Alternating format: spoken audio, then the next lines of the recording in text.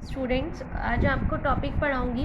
जैसे हर कोई प्रोग्राम्स जो होते हैं, प्रोग्रामिंग लैंग्वेज होती है, उसमें कमेंट करना, कमेंट देना इम्पॉर्टेंट होता है। कमेंट क्या होता है? कमेंट एक ऐसा पार्ट होता है, इंस्ट्रक्शंस होते हैं जो यूज़र की सहायता के लिए दिए जाते हैं। जैसे उस प्रोग्राम में प्रोग्रामर ने एक प्रोग्राम बनाया, 10 साल बाद उसी ने वो प्रोग्राम खोला, वो भूल चुका था कि मैंने क्या किया था, ये प्रोग्राम का मतलब क्या है, HTML का मतलब क्या होता है और हेड का मतलब क्या होता है, वो सब कुछ भूल गया।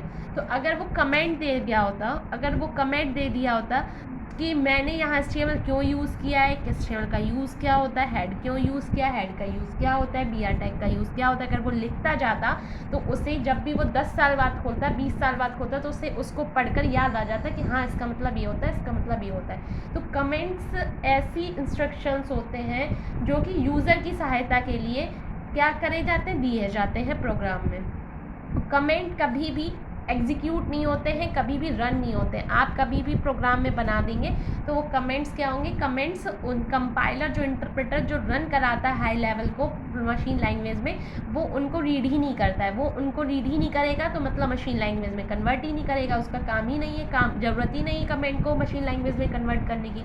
इसका मेन मकसद ये है कि यूज़र की सहायता के लिए कभी भी यूज़र अगर मदद लेना चाहे कि इस प्रोग्राम में हो क्या रहा है, मतलब पता लगाना चाहे, तो वो कमेंट्स के थ्रू जो दिए रहते हैं उनसे आसानी से पता कर सकते हैं। तो अब कमेंट देने का तरीका क्या होता है वो हम देखेंगे कि इसमें कमेंट देने का तरीका क्या होता है। तो मैं आपको बता देती हूँ कि HTML में जो कमेंट देते हैं, टैग खोलते हैं, मतलब एंगुलर ब्रैकेट ओपन किया, एंगुलर ब्रैकेट ओपन किया और एक्सक्लेमेटरी मार्क लगा दिया, ठीक है। इसके बाद आप जो भी लिख देंगे वो सब किस में चला जाएगा? कमेंट में चला जाएगा।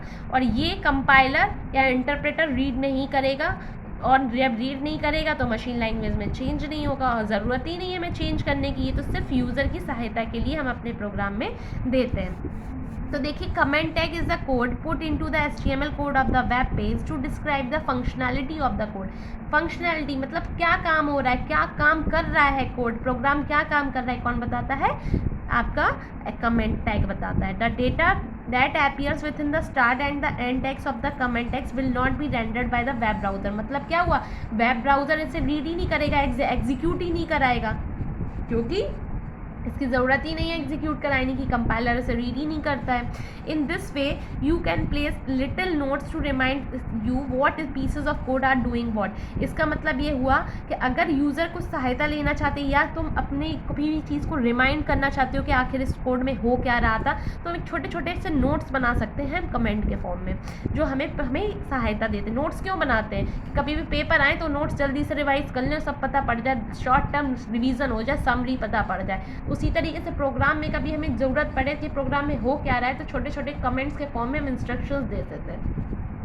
You can store code specific information inside comments. Comments are not visible to the user when the program is executed। जब मैंने कहा एग्जीक्यूट कर देंगे तो दिखता नहीं है, एग्जीक्यूट में पता ही नहीं पड़ता है कि कमेंट दिए गए थे, वो सिर्फ प्रोग्राम में दिखते हैं। जब एग्जीक्यूशन हो जाता है आपकी वेबसाइट पे कभी नहीं दिखता है कि वो कमेंट है, कहाँ कमेंट है, कहाँ दिए थे। But they are still available in the program. Program में अवेलेबल रहेंगे, बट जो वेब ब्राउजर में आप वेबसाइट देख रहे हैं, वेब पेज देख रहे हैं, वहाँ नहीं दिखेगा। Comments are written inside the opening and closing में। देखिए मैंने ये तरीका बताया था आपको, एंगुलर ब्रैकेट को ओपन करेंगे, एक्सक्लेमेटरी मार्क लगाएंगे, इसके बाद जो भी लिखना है अपना कमेंट दे दीजिए और बंद कर दीजिए एंगुलर ब्रैकेट को। लाइए एक प्रोग्राम देख लेते हैं। प्रोग्राम में है HTML, हेड, टाइटल खोला, टाइटल में जो भी देना चाहते हैं वो दे दिया हमने, टाइटल बंद कर दिया, ठीक है।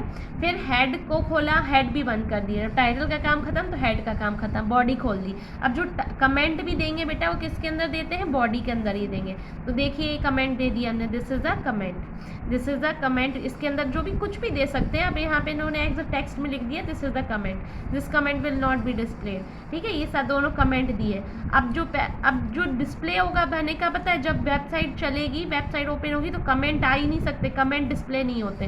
तो डिस्प्ले क्या पार्ट होगा? ये जो P टैग दिखा है ना, पैराग्राफ टैग, इसको बस ये वाला पार्ट डिस्प्ले होगा और ये वाला पार्ट डिस्प्ले होगा, पूरा P टैग वाला पार्ट। और ये P टैग यहाँ पे खत्म हो गया, ये दो लाइंस पैराग्राफ में P टैग को खत्म कर दिया और फिर बॉडी खत्म हो गई, HTML हो गई। तो देखिए अब जो भी रन हुआ देखो, देखिए रन हुआ है, तो रन होने में क्या ये कमेंट वाला पार्ट दिख रहा है जो हमने लिखा था, this is comment will not be display, this is the comment, दिख रहा है? कहीं नहीं दिख रहा, कहीं भी नहीं दिख रहा ये वाला पार्ट। सिर्फ क्या दिख रहा है जो हमने पी टैग में दिया था, क्या दिया था पी टैग में, this text will be display, this is a normal text. देखिए, this text will be display, this is a normal text, बस पी वाला पार्ट दिख रहा है, कमेंट वाला पार्ट नहीं दिख रहा। ये क्या काहे के लिए दिया था? अगर हमें कुछ भी काम अपने यूज़र की सहायता के लिए कुछ देना चाहते हैं, नोट्स बनाना चाहते हैं, तो कमेंट में दे सकते हैं। ओके स्टूडेंट, कमेंट समझ में आ गया? आज टैग समझ में आया comment? Thank you so much.